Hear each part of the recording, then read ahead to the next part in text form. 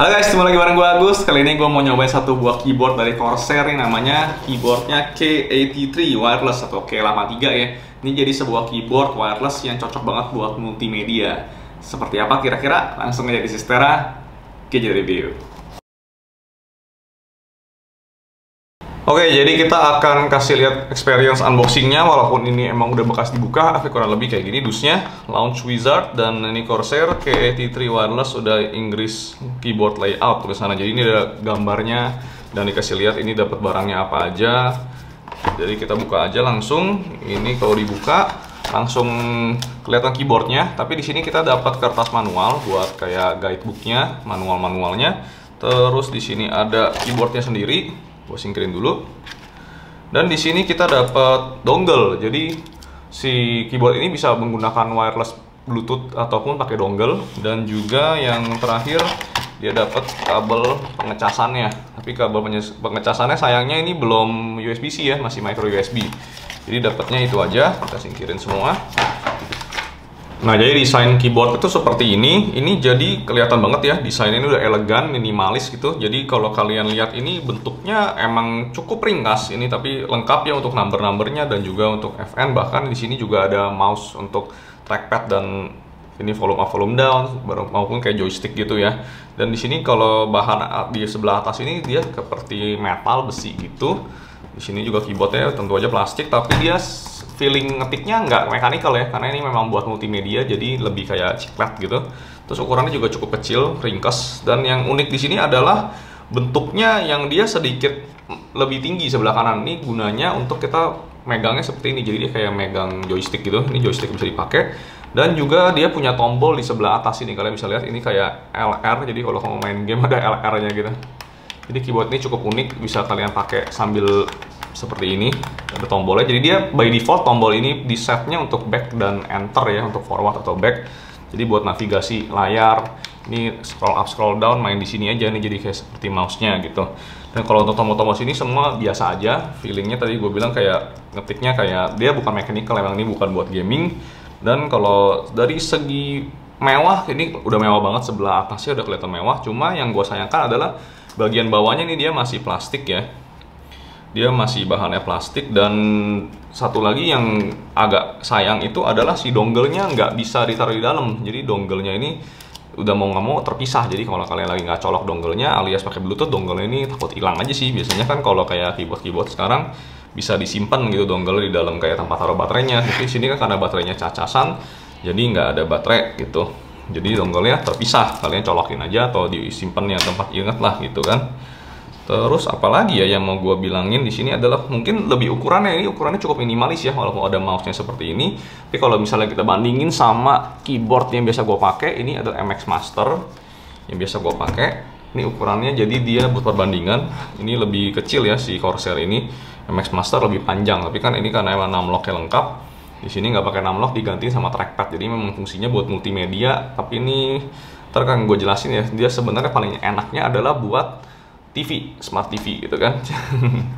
Dan di sini dia bisa connect-nya juga pakai 3 macam. Jadi kalau di sini ada yang logo wireless di sini adalah untuk si wireless pakai dongle.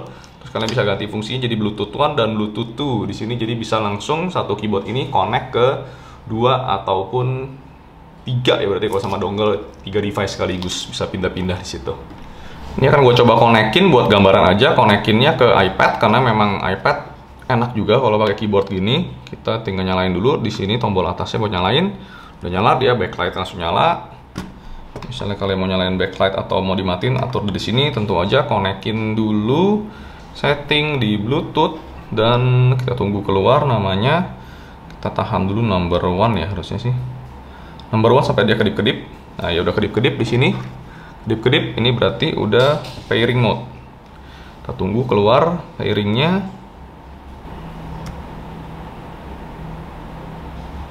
Nah, udah keluar Corsair K83 WRL B1. Kita konekin pairing request. Kita disuruh pencet kode yang sama di situ 049859.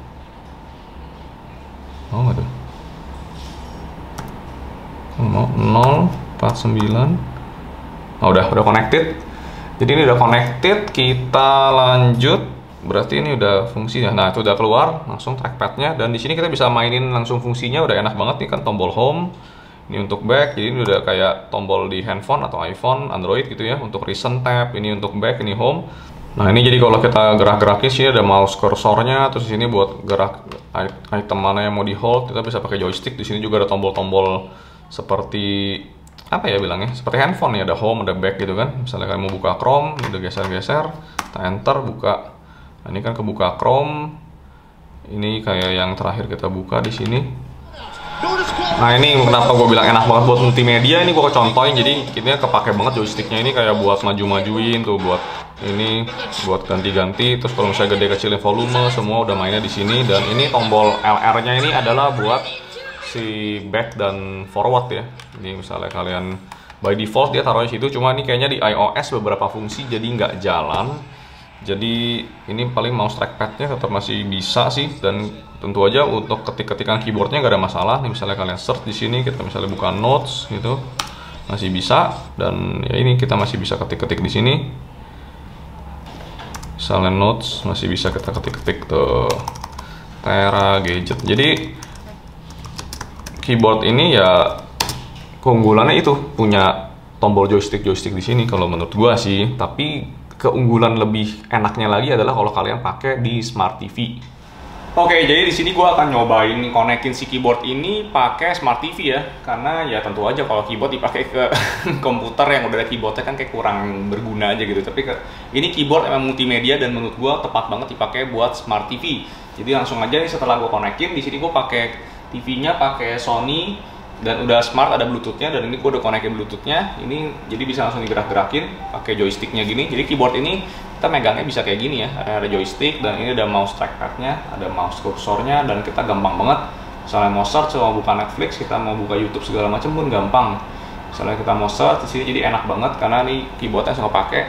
Misalnya kalian mau cari ya apa kayak gitu, Robocar Poly gitu kan, Robocar, enter gitu.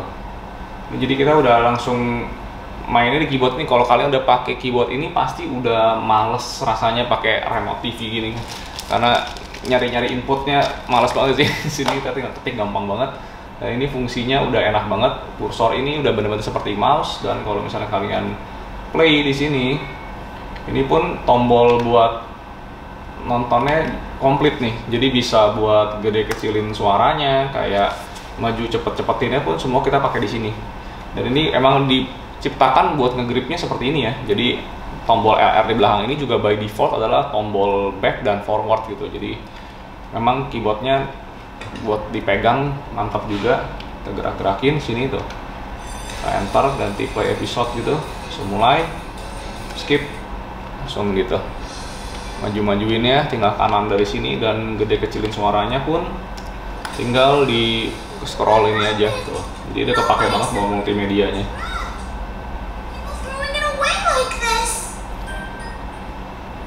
Kita ke tombol LR, langsung dia back, dan ini forward lagi, langsung back gitu ya. Jadi emang praktis banget, dan gua sih lumayan bisa bilang ini enak banget kalau kalian yang emang suka pakai Smart TV dan kontrol dari jauh ya. Kalau buat si Bluetooth-nya sendiri di sini bisa pairing ke dua Bluetooth, jadi bisa satu ke iPad atau ke TV, dan satu lagi yang pakai dongle. Nah, yang dongle juga gue mau jelasin. Kalau pakai dongle-nya itu dia kurang ininya, fungsinya kurang. Jadi kayak si kursor joystick ini nggak begitu berfungsi. Dia cuma mentok pakai fungsi di sini aja, di keyboardnya aja kalau yang pakai dongle.